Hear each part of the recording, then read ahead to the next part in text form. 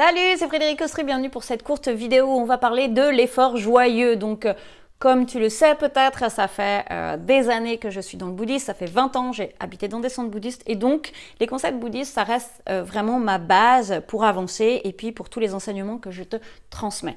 Et l'effort joyeux me semble être un enseignement essentiel, que tu sois dans une voie spirituelle ou dans ton quotidien.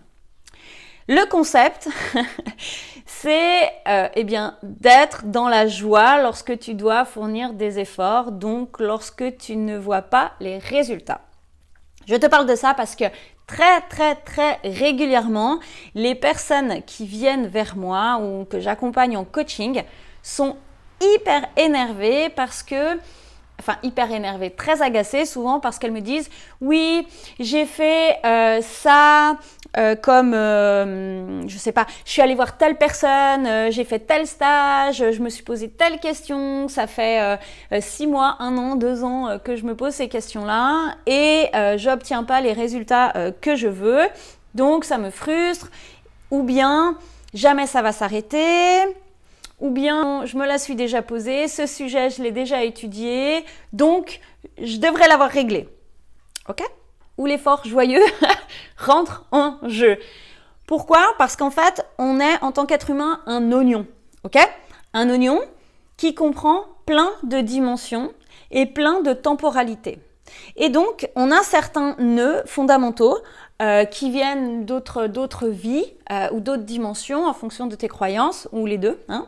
Base de ta recherche.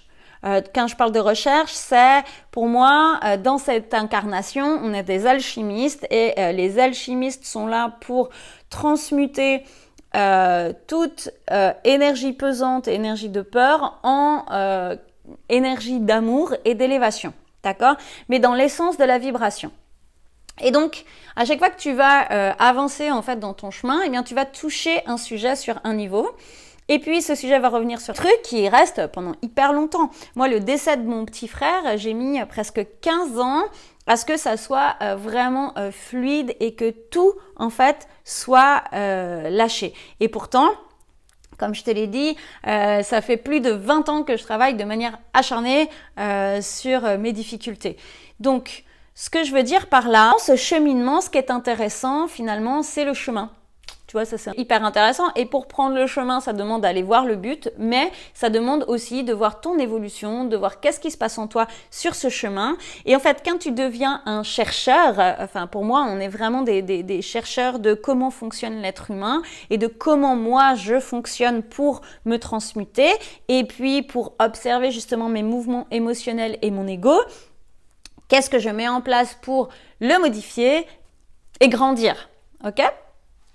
Et donc cet effort joyeux, il est primordial parce qu'en fait, sinon, tu baisses les bras et tu tombes dans la dépression, tu vois. C'est comme si justement, tu montes sur cette montagne et puis quand tu es au milieu, tu dis « Ah non, c'est trop loin, je vais jamais y arriver, je baisse les bras » et tu t'abandonnes complètement, ben là, tu vas dégringoler la montagne, ok ? Alors que si tu dis « Ok, il y a encore du chemin à faire, je vais me recentrer à l'intérieur de moi », toi, quand tu marches vraiment en montagne, c'est comme ça en fait que tu vas arriver à aller loin. Je reviens à l'intérieur de moi, donc j'arrête de regarder c'est encore haut, mais quand est-ce que j'arrive ? Et je pose mes pieds les uns après les autres, mes pieds, mes pas. Et donc j'avance pas à pas et je me concentre. Alors moi, par exemple, quand je suis en montagne et que je suis fatiguée, que j'ai mal aux pieds, que j'en ai ras-le-bol, je vais réciter Om Mani Padme Hum, le mantra de la compassion. Et je vais respirer pour sentir les odeurs, je vais essayer d'entendre en fait les sons de la nature autour de moi et de remercier la vie, de pouvoir faire ces efforts et d'avoir un corps qui fonctionne assez bien pour que je puisse avancer. Ok ? Et quand tu fais ça, en fait tu lâches sur la difficulté que tu avais, donc tu lâches sur ton trauma, sur ta peur, sur ta tristesse, et tu te reconcentres sur l'instant présent, et bien du coup, tu ouvres des espaces pour refaire circuler l'énergie et pour obtenir en fait ce que tu voulais, ou en tous les cas pour avoir la réponse de qu'est-ce qui vient bloquer fondamentalement. Où est-ce que tu en es vraiment dans ta vie ? Eh bien, regarde ton quotidien. Le cheminement spirituel, encore une fois, il est fait pour être incarné.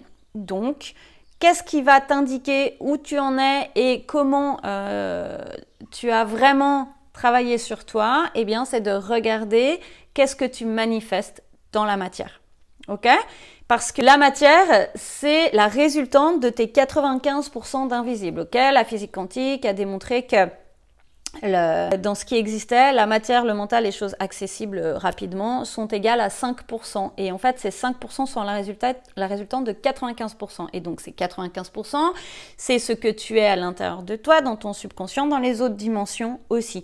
Mais rappelle-toi que ce que tu es dans les autres dimensions et ce que tu as vécu dans les autres vies, tu le ramènes ici dans ton présent. Donc, en fait, c'est ça qui vient influencer la matière. C'est ça qui vient influencer ton état émotionnel, qui vient influencer qu'est-ce que tu manifestes. Et quand je parle de manifestation, c'est tu te sens aujourd'hui, comment est-ce que tu fais pour dépasser des grandes difficultés, comment est ton job, comment sont tes finances, comment sont tes amours, enfin tu vois, c'est tout ça en fait. Hein.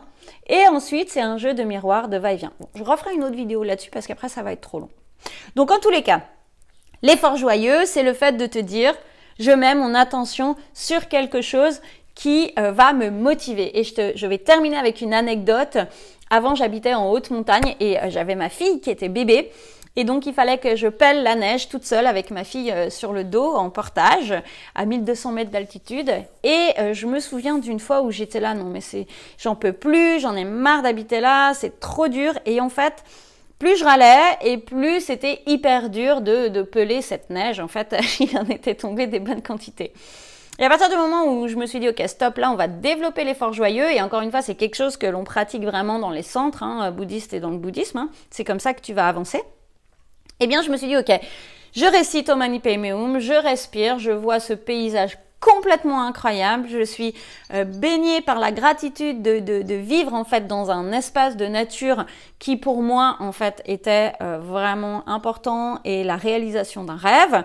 Je trouvais ça génial d'avoir mon enfant sur le dos, tutti quanti. Et en fait, un truc qui est hyper motivant aussi, c'est toujours de réaliser qu'il y a beaucoup de gens qui n'ont même pas la capacité de faire ce mouvement-là, tu vois, pour peler la neige par exemple, parce que physiquement, ils sont carencés.